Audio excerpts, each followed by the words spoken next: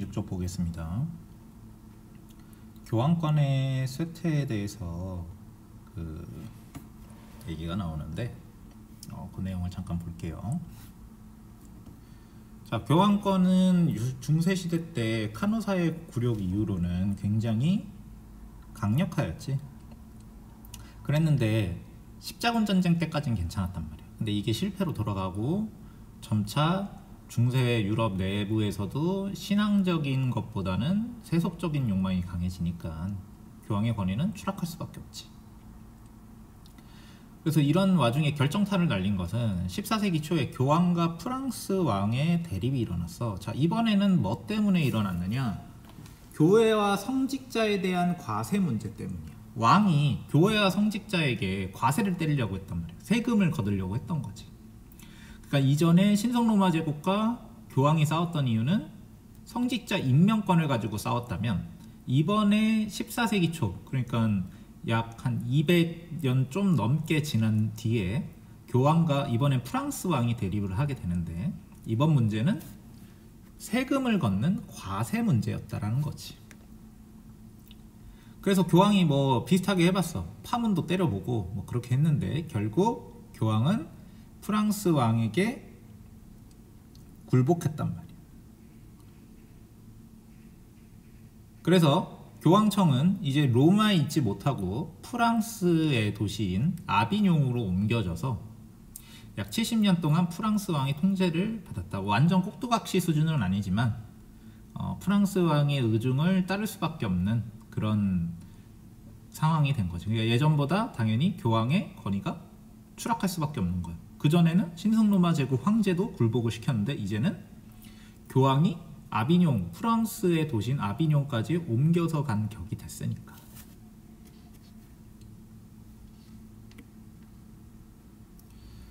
자, 그럼 교황이 신성로마 제국 황제는 이겼는데 프랑스 왕에게는 이기지 못한 이유가 무엇일까? 왜 파문 카드가 먹히지 않았을까? 파문을 때렸을 텐데, 분명히 그게 통했으면 이겼을 텐데. 신성로마 제국의 하이니 4세는 파문을 내리니까 교황에게 가서 굴복을 했는데, 프랑스 왕 필리프 4세는 그러지 않았단 말이야. 왜 그랬을까 살펴보면, 자, 원래 교황이 왕을 파문하면 휘하의 본권 영주들이 반기를 들어서 왕이 견딜 수가 없었어. 그래서 하이니 4세는 카노사의 굴욕을 겪게 된 거야. 그런데 프랑스는 이미 삼부회라는 신분제 의회를 소집해서 귀족, 성직자, 평민 모두의 동의를 얻어서 교황을 공격했다. 자, 삼부회라는 게 세 개의 신분이 모였다는 거야. 귀족, 성직자, 평민, 이 세 개의 신분이 모여서 의회를 만들어서 이 의회에서 국왕의 정책에 동의를 한 거지. 그 정책이 뭐였어?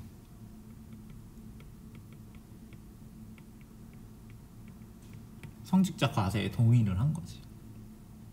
그래서 교황이 파문을 내려봐야 프랑스 내부에서는 왕에 대한 도전이 일어나지 않기 때문에 파문 카드가 먹힐 수가 없는 거야. 결론을 얘기하자면 프랑스의 중앙 집권이 발전해서 교황에게 승리를 거둘 수 있었다. 분명히 우리가 저번에 배웠을 때는 프랑스의 그 봉건제가 매우 발달해서 왕의 힘이 약했다라고 배웠는데, 그건 거의 뭐 8, 9, 10세기 때 이야기고, 뭐 길게 가면 11세기 때까지의 이야기고, 12세기와 13세기를 거치면서 프랑스의 왕권은 계속 상승했단 말이에요. 본권 영주들보다도 더 큰 힘을 가지게 되었고, 삼부회 같은 것도 소집을 해서 왕의 정치적 의도를 왕만의 의중으로 남기지 않고 모든 국가 내, 왕국 내의 모든 신분의 찬성을 받는 형태로 운영이 되기 때문에 교황의 파문이나 교황의 반발 같은 것들이 잘 안 먹히는 거지. 이 찐따 같은 카페 왕조가 맞나 싶은 거야. 자, 그럼 아비뇽 유수 이후에 우린 다시 교황권으로 돌아가서 프랑스의 중앙 집권은 나중에 또 배우게 될 거고, 교황의 사정을 한번 보자고. 자, 교회는 대분열이 일어나게 된다. 1378년부터 1411년까지, 17년까지. 왜 그러냐면 아비뇽 교황과 로마 교황이 두 명이 되어버린 거야. 자, 아비뇽에 머물던 교황이 한 70년 정도 머물던 교황이 한 1307년부터 1378년까지는 아비뇽의 교황이 머물렀어. 그러다가 1378년에 로마로 귀환을 했단 말이에요. 교황이 다시 로마로 돌아온 거지, 아비뇽에서. 그런데 아비뇽에서 여전히 교황을 선출하고 있었던 거예요. 왜냐하면 로마로 돌아간 교황이 프랑스를 적대하는 정책을 펼치니까 프랑스 쪽에서 교황을 또 선출을 해버리는 거지. 그래서 결국에는 교황이 아비뇽에도 한 명, 로마에도 한 명 있었던 거예요. 그 전에 아비뇽 유수 시절에는 어쨌든 교황은 아비뇽에만 있었단 말이에요. 로마에는 없었는데, 로마로 귀환한 다음에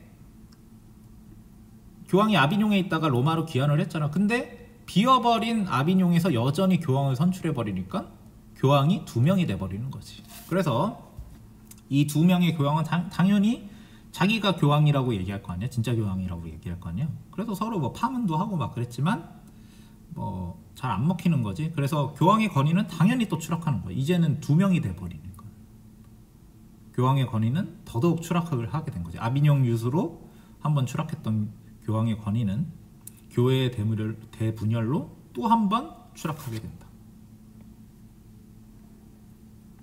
자, 그래서 이 가톨릭 교회 내부에서도 이대로는 안 되겠다. 뭔가 변화가 필요하다라고 생각을 했던 거지.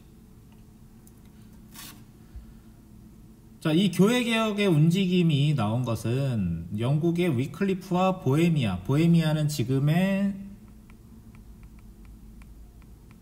체코 지역이야. 체코의 보헤미아의 후스라는 사람이 교회개혁의 그 의견을 내세우게 됐어. 자, 뭘 비판했느냐? 교회는 너무 세속화됐다. 그리고 성직자가 너무 타락했다. 그래서 우리는 신앙생활을 할 때 성직자에게 매달리지 마라. 왜? 이미 타락했으니까. 교회에 너무 의존하지 마라. 교회는 이미 세속화됐으니까. 그럼 도대체 기독교 신자가 기독교 신앙을 믿을 때 의지할 건 뭐냐? 우리는 성서는 남아있다. 그래서 성서에 기반을 둔 신앙을 강조했어.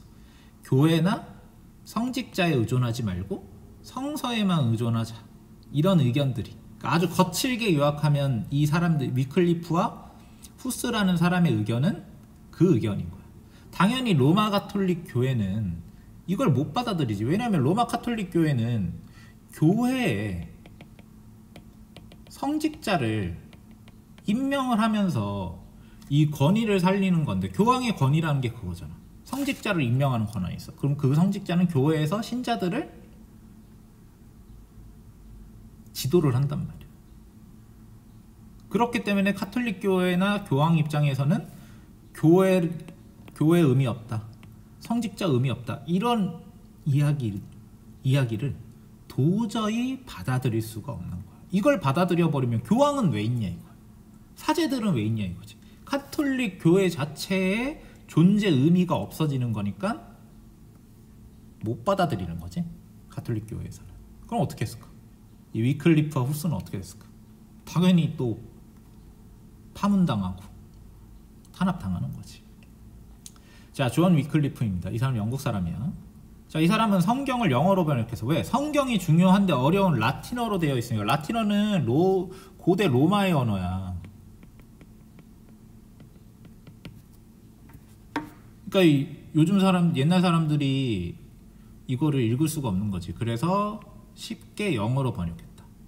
영어로 된 성경을 보면서 신앙생활 해라 이거지. 누구한테 의지하지 말고, 교회나 성직자에 의존하지 마라. 그래서 성직자가 아닌 일반인도 쉽게 읽을 수 있는 성경을 만들려고 했던 거야. 성직자의 역할보다는 개개인의 신앙을 중시하지.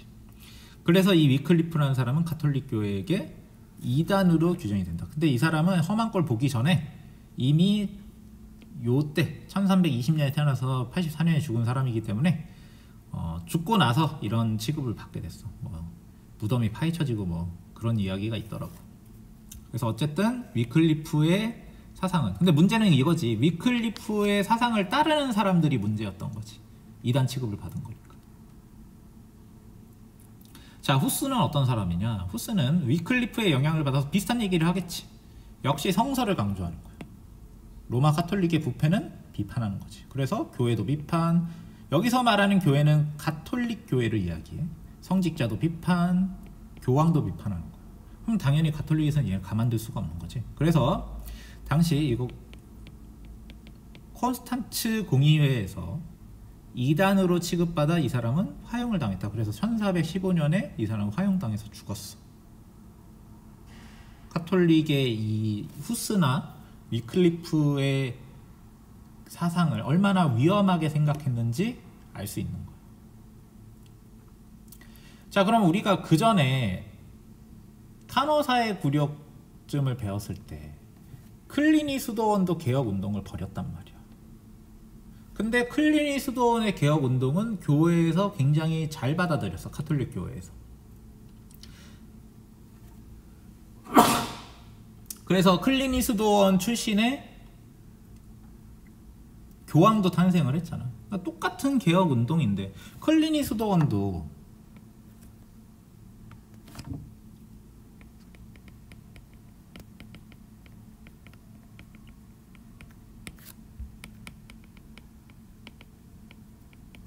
세속화를 비판하고 개혁을 추진했던 거는 위클리프나 후스의 이야기와 크게 다르지 않아. 근데 뭐가 결정적으로 달랐느냐? 아까 얘기했듯이 자, 클리니 수도원의 개혁운동은 황제가 교회에 간섭하지 말라는 거야.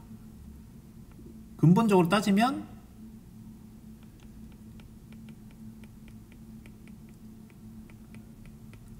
성직자가 아닌 사람이 교회에 간섭하지 말라는 거지. 좀 더 얘기하면 교황도 아니면서 교회에 간섭하지 말라고. 교회는 성직자들끼리 운영을 하는 거지 외부인이 세속인이 개입을 하면 안 된다. 이런 거란 말이지. 그래서 교황과 교회의 환영을 받을 수 있어. 왜? 황제의 간섭을 안 받을 수 있는 중요한 근거가 되기 때문에. 그래서 클리니 수도원의 개혁운동은 교황과 교회의 환영을 받을 수 있었단 말이야. 지금 클리니 수도원의 개혁운동이 혹시 전에 배운 걸 까먹어서 어딜 얘기하는 거야? 라고 한다면 교과서 119페이지를 한번 보십시오. 한창 로마 교회가 신성로마 제국 황제의 간섭을 받을 때 나온 개혁운동이란 말이야. 이때가. 자, 그런데 위클리프와 야누스는 신학 문제에서 교황과 성직자를 비판하고 성경 중심으로 가자는 거야. 그럼 당연히 교황과 교회의 권위를 무너뜨리는 거잖아. 이거는 도움이 안 된단 말이야. 그래서 환영을 받을 수 없지. 그러니까 가톨릭에서 생각하는 거는 말하자면 거칠게 얘기하면 신이 있단 말이야. 그럼 당연히 사람이 있겠지. 인간이 있어. 기독교 신자겠지. 기독교 신자야. 그럼 이 둘을 연계해 주는 게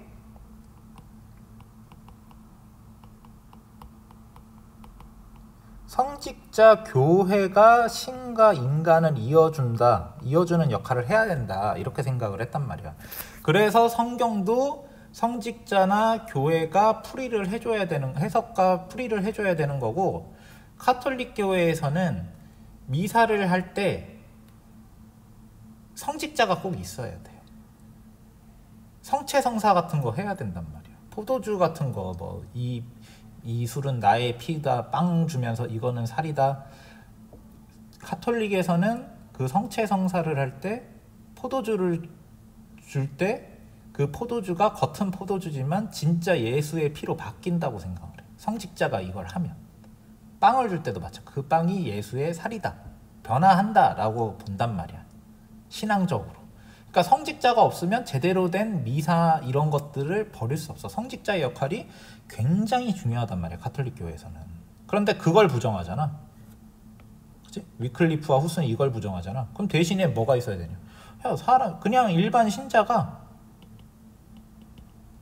성경만 있으면 돼. 성직자나 교회는 필요 없어. 이렇게 얘기한단 말이야. 그래서 교황과 교회의 환영을 받을 수 없지.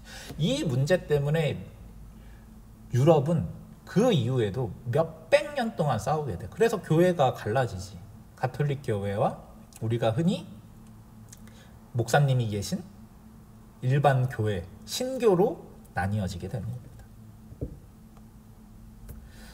자, 그래서 가톨릭 교회에서도 더 이상 이런 상황을 방치할 수가 없단 말이야. 지금 여러 가지 문제가 있지. 첫 번째, 교회가 지금 분열했어. 교회 대분열도 문제고, 얀 후스나 위클리프 같은 교회를 비판하는 사상도 많이 퍼져 있단 말이에요. 여기에 대응하기 위해서 가톨릭 교회는 콘스탄츠 공의회라는 아주 큰 회의를 열어. 이 공의회는 교황 말씀보다 더 권위가 생긴다. 모든 교회의 구성원들이 모여서 회의를 하는 거기 때문에.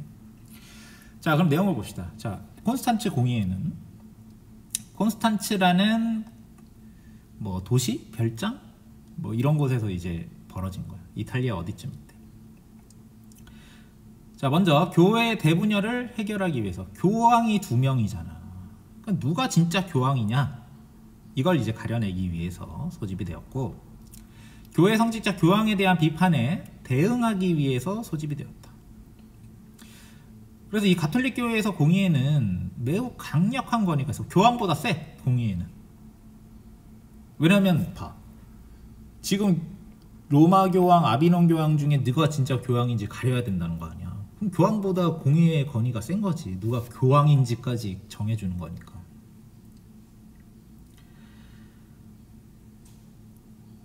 자, 그래서 콘스탄츠 공의의 결론 도대체 뭐냐? 자, 위클리프와 후스는 아까 얘기했듯이 2단으로 규정되고, 후스 같은 경우에는 2단으로 안 끝나고 화형에 처해지게 되었지. 탄압을 했단 말이야. 새로운 이런 움직임에 대해서. 교회에서는 못 받아들이는 거니까, 가톨릭 교회에서는. 자, 그리고 로마 교황의 정통성이 인정되고 새로운 단일 교황을 선출했다. 그러니까 이게 무슨 얘기냐면, 로마에서 교황이 앞으로 선출돼야 된다라는 게 로마 교황의 정통성을 인정한 거야. 근데 새로운 교황을 선출했다. 그러면 기존에 있었던, 로마에 있었던 교황, 아비뇽에 있었던 교황 둘 다 부정하고 로마 교황청에서 새로운 교황을 뽑은 거지. 이 교황이 3명이 될 수도 있는 거야. 왜냐면 기존에 있었던 로마 교황과 기존에 있었던 아비뇽 교황이 자기네들을 폐위시킨 거를 인정을 안 하는 경우가 생기니까 교황이 3명이 돼버려. 근데 결론적으로는 이 새로운 단일 교황이 이 나머지 로마, 기존에 있었던 로마 아비뇽 교황을 제끼고 새로운 로마 교황으로서 선출이 돼서 교황으로서 역할을 하게 돼. 그러니까 무슨 얘기냐면, 로마에도 교황이 있었지, 아비뇽에도 교황이 있었어. 얘네 둘이 대립했단 말이야. 근데 공의회가 소집됐어. 콘스탄츠 공의회에서 어떻게 결론을 내렸냐면, 기존에 있었던 로마 교황, 기존에 있었던 아비뇽에 있었던 교황 둘 다 너네는 진짜 교황이 아니야. 폐위. 그럼 새로운 교황은 이제 어디서 뽑히냐? 로마에서 뽑힐 거냐? 아비뇽에서 뽑힐 거냐? 어쨌든 둘 중 한 군데에서 교황이 새로 나와야 될 거 아니야? 로마에서 새로 교황을 뽑아라. 교황청은 이제 로마에 있어야 된다. 이런 결론이 나왔다는 이야기야. 근데 교황이, 얘네들이 인정을 안 해버리면은 교황이요, 교황이요, 교황이요, 교황을 칭하는 사람이 3명이 돼버린 거지. 그래서 잠깐 3명까지 되는 아주 개판인 상황이 됐다가 이 나머지 2명의 교황이 죽거나 포기하면서 이제 새롭게 콘스탄츠 공의회에서 뽑은 로마 교황이 정통성 있는 교황이 돼버린 거야. 자, 그러면 그 밑에 왕권의 강화와 중앙집권 체제의 발전 봅시다. 이제 중세 유럽의 봉건제적 특징이 점점 사라지게 되는 거야. 변화가 되는 거지. 이 중세 유럽이 변화하게 되는 거야. 자, 중세시대 왕권이 어떻게 발전했느냐? 봉건 영주와 교황의 권력이 강력하면 왕권은 상대적으로 약할 수밖에 없겠지. 그런데 우리가 여태 배웠듯이 중세시대가 진행이 되면서 봉건 영주와 교황의 권력은 점차 약화되게 되었다. 십자군 전쟁이 약간 기점이 되었던 거지. 자, 봉건 영주는 왜 약화됐느냐? 장원이 해체되고 화약무기가 발달하면서 이들의 힘은 약해져. 그리고 십자군 전쟁도 일종의 계기가 되었겠지. 화약무기의 발전을 보면은 중세 후기에 들어서 화약무기가 발달하면서 이 중국과 이슬람 세계를 통해서 이 화약무기가 중세 유럽으로 전파가 되었어. 그래서 이 화약무기 때문에 봉건 영주의 군사력 핵심인 성벽과 기사의 역할이 약화되었다. 대포가 있으니까 이제 원래는 중세시대의 영주가 기사가 굉장히 중요했는데 대포로 기사의 역할이 좀 무력화가 되고, 제일 큰 문제는 기사는 그래도 남아있는데 말 타고 다니는 애들이니까 성이 문제야. 성에 틀어박히면은 원래는 중세 유럽 시대에는 공략할 방법이 별로 없어. 한 몇 년간 버틸 수 있단 말이야. 그래서 중세 영주가 왕에게 늘 맞설 수 있는 거야. 자기 성을 믿고. 근데 대포가 나타나니까 성으로 못 버티는 거야. 대신에 보병과 대포의 군사적 역할이 강화가 되고, 영주의 군사력인 기사와 성벽의 역할은 약화되니까 당연히 영주의 권위는 약해질 수밖에 없는 거지. 자, 영국의 경우부터 보죠. 자, 영국, 프랑스, 뭐 독일, 뭐 이탈리아 이런 나라들의 상황을 볼 거야. 자, 영국은 어떤 경우냐? 중세 시대가 진행되면서 왕권이 매우 약화된다. 자, 우리가 이전에 배웠듯이 영국은 노르만 왕조가 정복 이후에 강력한 왕권을 가지고 있었어. 다른 나라들에 비해서. 신성로마 제국이라든지 프랑스에 비교해서. 그래서 둠주데이북이라는 땅 문서까지 만들 수 있었잖아. 자, 그런데 영국은 중세 시대가 진행되면서 왕권이 조금씩 약화됐다 그래. 귀족의 반발로 왕권은 점차 약해지고, 대헌장이라는 게 적혀지는데, 대헌장이 뭐냐면 왕이 전쟁을 하기 위해서 귀족에게 무거운 세금을 부과하니까 귀족들이 반발해서 왕에게 강제로 승인하게 한 문서래. 대헌장의 내용을 보면 귀족의 권리를 인정한 문서야. 플러스 자유민, 농노가 아닌 사람들, 도시의 부르주아 같은 사람들이었겠지. 그래서 당연히 왕권은 상대적으로 대헌장 때문에 약해지게 되는 거고, 그리고 영국에서는 의회제도가 점점 발전하게 돼. 근데 여기서 말하는 의회제도는, 당시 영국의 의회제도는 지금의 국회의원처럼 선거로 뽑는다 이런 수준이 아니고, 이런 수준은 아니고 귀족의 역할이 점점 강해지는 거야. 자, 그래서 1295년에 모범의회라는 게 소집된다. 성직자, 귀족, 각주와 도시의 대표가 소집이 된다. 그래서 이들은 견제된다. 14세기 양원제 의회로, 양원제 의회라고 하면 상원과 하원이라는 두 개의 의회가 존재하는 거야. 우리나라는 의회가 단원제라고 해서 하나밖에 없는데, 영국이나 미국 같은 경우에, 또 일본도 의회가 두 개가 있어. 상원, 하원 뭐 이렇게 두 개가 있단 말이야. 그런데 이런 제도가 본격적으로 만들어진 게 14세기 영국에서 이런 제도가 시작이 되었다는 거죠. 그러니까 의회 제도가 점점 발전한다는 것은 결국에는 누가 되었건 왕을 견제하게 되었다는 거야. 그렇다고 영국의 왕권이 중세 초기에 프랑스 수준으로 약해진 건 아니고,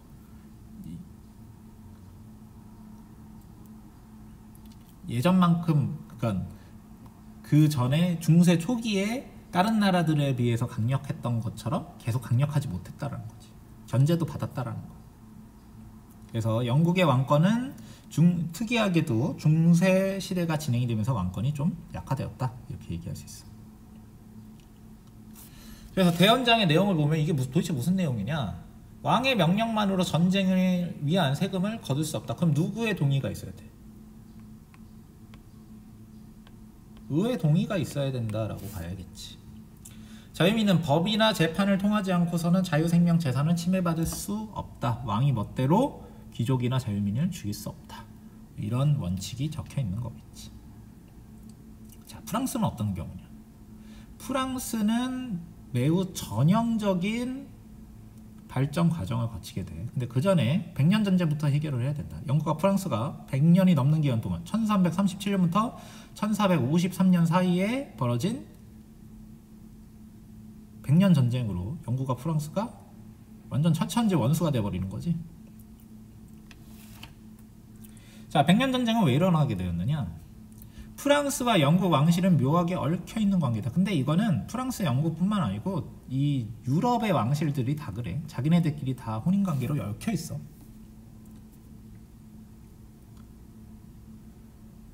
자, 어떤 관계냐? 영국의 왕은 프랑스 안에 영지를 가지고 있고 결혼관계를 통해 프랑스 왕위 계승권도 가지고 있어. 이게 문제가 되는 거야. 그래서 내가 프랑스 왕이 죽으면 내가 프랑스 왕이 돼야 돼, 이렇게 주장을 막 한단 말이지. 안 그래도 프랑스와 영국은 모진물공허의 중심지인 플랑드르 지방에 대한 지배권을 놓고 대립 중이어서, 그러면 두 가지 문제가 있던 거지. 플랑드르 지방의 지배권이 문제였을 것이고 프랑스 왕위 계승권의 문제였던 거야. 이 두 가지가 프랑스와 영국의 전쟁의 배경이 되는 거지. 그래서 전쟁이 터졌다. 처음엔 프랑스가 불리해서 싸우면 졌단 말이야. 처음에 영국 영토가 요만큼밖에 없었는데 이만큼까지 영토를 넓혔어. 그러다가 또 그 다음에는 이 지역까지 프랑스 영토가 영국 영토로 넘어가게 된단 말이야. 프랑스가 거의 싸우면 맨날 지니까, 전투에서는. 그래서 처음엔 프랑스가 불리한 상황이었지만 나중에 전쟁이 끝날 때쯤 되니까 프랑스의 영토가 거의 다 회복이 되지. 나중에 프랑스가 이겼다는 거죠. 처음에 굉장히 불리했다가 싸우면 계속 졌다가. 처음에는 싸우면 졌어. 아까 얘기했듯이 크레시 전투, 아젠쿠르 전투, 이 프랑스에 자랑하는 장갑을 가진 아주 엄청난 그 무기를 가진 프랑스의 기사가 잉글랜드 평민 출신인 장궁병에게 패배했단 말이야. 화살 맞고 죽는단 말이지. 그래서 국력은 프랑스가 훨씬 강한데 인구도 몇 배가 많고, 전투에서는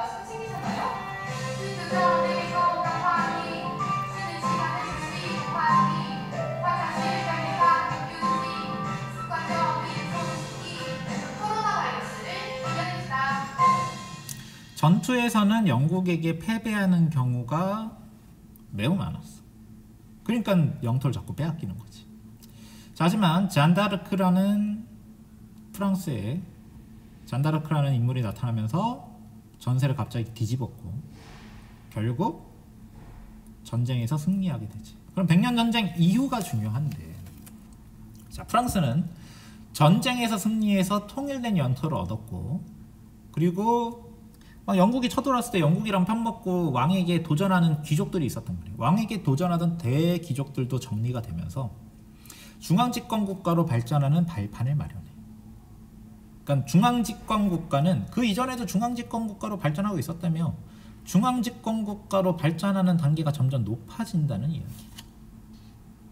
그래서 프랑스는 백년전쟁 이후에 중앙집권 국가로 더더욱 발전하게 된다. 영국은 백년전쟁에서 졌잖아. 그 뒤로 또 내분이 일어나. 왕위 계승 문제로 내분이 일어났다. 장미전쟁이라 그래. 뭐 랭카스터가와 요크 가문,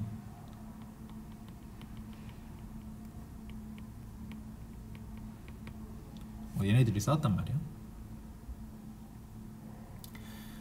그래서 장미전쟁 이후에는 귀족 세력이 약화됐다. 왜? 지들끼리 싸우느라 다 죽었으니까. 그래서 이 장미전쟁을 끝내고 왕이 된 헨리 7세는 튜더 왕조라는 새로운 왕조를 열고, 이미 귀족들의 힘이 약해졌기 때문에 중앙집권 국가의 토대를 닫게 됐다. 그러니까 영국 같은 경우에는 노르만 왕조가 성립했을 때는 왕권이 강력하다가 점점 완만하게 약해지다가 장미전쟁 때 최악이었겠지. 자기네들끼리 싸우니까, 귀족들끼리 왕위를 가지고. 근데 튜더 왕조가 성립된 다음엔 다시 왕권이 강해지는 추세로 가게 되는 거지. 하여간 백년전쟁 이후에 프랑스, 영국 모두 중앙집권 국가로 이루게 되었다는 이야기로 정리할 수 있겠고, 영국은 좀 돌았다. 왜? 30년 동안 내분이 일어났잖아. 장미전쟁이 끝나고 나서야 영국은 중앙집권 국가로 본격적으로 발전했겠지. 자, 그러면 나머지 독일과 이탈리아는 어떤 상황이냐. 자, 독일과 이탈리아는 중앙집권 국가가 아직 안 나타나. 왜? 여전히 통일되지 않고 분열된 상태였기 때문이야. 독일은 옆에 지도를 보세요. 이게 당시 이 중세 이후에 신성 로마 제국이라는 곳의 상황이야. 아주 누더기지. 굉장히 분열된 상태란 말이야. 내용을 보면 신성 로마 제국의 황제들은 힘이 점점 약해져서 제후 세력의 힘이 황제보다 강력한 경우가 많았어. 심지어 13세기에는 황제가 없는 대공의 시대도 있었다. 이게 뭐 1, 2년이 아니고 아주 오랜 기간 동안 황제가 선출되지 않는 시기가 있었어. 그래서 황제는 좀 있어야겠다 생각을 하고, 당시 신성로마 제국의 강력한 제후 7명, 이 사람들을 선제후라 그래. 왜 선제후냐? 선거를 하는 제후라는 거야. 선거에서 누굴 뽑아요? 황제를 선출해. 그래서 14세기에 유력한 제후 7명이 황제를 선출한 제도를 마련했다. 근데 제후가 황제를 선출하니까 당연히 어떤 식으로 선출하고 있어? 자기네들 권력을 침해하지 않을 만한 사람을 황제로 만들겠지. 그럴 생각이 없는 사람을 뽑던지 아니면 지네들보다 약한 사람을 황제로 뽑아서 제후들의 권리를 지키려고 했던 거야. 그래서 신성로마 제국은 통합이 될 수가 없는 거예요. 황제의 이름으로 다 통합이 돼야 되는데 약한 황제만 자꾸 선출이 되니까. 그래서 황금문서라는 게 있는데 이게 제후 7명이 황제를 선출하는 제도를 마련했다 그랬잖아. 황금문서에 이 원칙이 적혀 있는 거예요. 그럼 왜 황금문서냐? 도장이 황금이었대. 그래서 당시 독일은 분열되어 있었고 황제도 아예 안 뽑히다가 제후들이 선출하는 시기가 되었다. 그리고 이 제후들이 황제를 선출한다는 원칙은 황금문서에 적혀있다. 그러면 이 황금문서는 당시 신성로마 제국 독일의 황제의 권력이 약했다라는 상징이겠지. 이탈리아 봅시다. 자, 이탈리아도 역시 지도를 보면 알겠지만 여러 나라로 갈라져 있어. 자, 이탈리아는 신성로마 제국 황제의 간섭을 받았어. 왜? 신성로마 제국 황제는 자기네 독일도 통합이 안 되면서 자꾸 이탈리아에 들어온 이유가 뭐냐? 당시 황제는 제후들이 선출하기 전에 황제는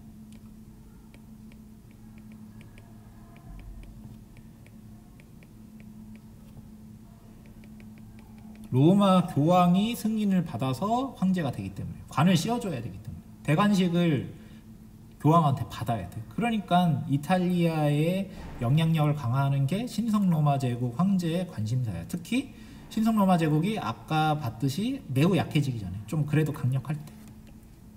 예를 들면 신성로마 제국 중에 이런 사람들은 자꾸 이탈리아에 와가지고 교황이랑 투닥거리잖아. 그래서 신성로마 제국이 이탈리아에 많이 간섭을 했대. 그래서 통합이 더 잘 안 되는 거예요. 교황청, 뭐 베네치아, 피렌체 등 도시국가와 나폴리 왕국 등으로 옆으로 분열이 된다. 그래서 이 상태는 19세기가 되어야 이탈리아가 통일이 돼. 아까 봤던 독일도 역시 19세기쯤 돼야 통일이 됩니다. 그래서 결론만 얘기하자면 우리가 지금 중세 유럽 시대에 전형적으로 처음엔 약했다가 왕권이 약했다가 점점 왕의 힘이 강해지면서 중앙집권 국가로 간다. 거기에 딱 맞는 국가는 사실은 프랑스 정도밖에 없는 거예요. 그나마 비슷한 게 영국이겠지. 근데 영국은 중세 유럽 내내 약해지다가 백년전쟁 이후 장미전쟁까지 겪어야 다시 왕권이 강력해지는 거고, 이탈리아, 독일 같은 경우에는 지금 국가 통합 자체가 안 되는 상황인 거고, 이런 상황입니다. 여기까지 하겠습니다. 자, 이베리아 반도의 스페인, 포르투갈 부분도 한번 봅시다. 여기는 어땠느냐? 자, 이베리아 반도는 어떤 상황이었냐면 당시에 이슬람 세력이 대부분의 땅을 차지하고 있었던 상황이에요. 지금 여기 옆에 지도를 보면은 이 연두색으로 표시된 지역이 바로 이슬람 세력이 정복하고 있던 지역이에요. 그러니까 재정복 운동이라고 하잖아. 재정복 운동이라는 게 뭐냐면 이슬람 세력이 차지한 이 땅을 처음에 이만큼 차지하고 있었는데 시간이 지날수록 연두색이 조그매해지고 기독교 왕국의 세력이 점점 커지는 거지. 그러니까 다시 국토를 회복한다라는 거야. 그래서 이베리아 반도는 지금 뭐 때문에 바쁘냐면 이슬람 세력의 정복된 땅을 다시 회복하느라 바쁜 거야, 얘네들은. 그래서 이 과정에서 카스티아나 아라곤 같은 국가가 세워지게 되는데,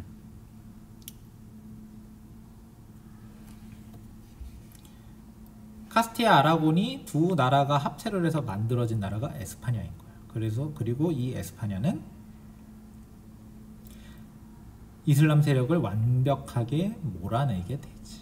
그리고 포르투갈은 12세기에 카스티아로부터 독립하고 적극적인 해외 진출한다. 그러니까 요약하자면 이베리아 반도의 사정은 이슬람 세력에게 대부분의 땅을 정복을 당했다가 되찾는 과정에서 여러 국가들이 나타나지. 뭐 아라곤, 뭐 아스투리아스, 갈리치아 뭐 이런 나라들이 계속 생겨나게 되는데 재정복을 하면서 점점 기독교 세력의 힘이 영토가 넓어지고 이 과정에서 결국에는 포르투갈과 에스파냐라는 두 개의 나라로 정리가 되었다. 그러니까 얘네는 중세 시대 내내 이슬람 세력이랑 재정복 운동을 하고 있었던 거예요.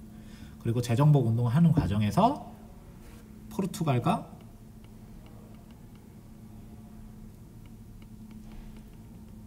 에스파냐로 정리가 되는 거죠. 특히 에스파냐는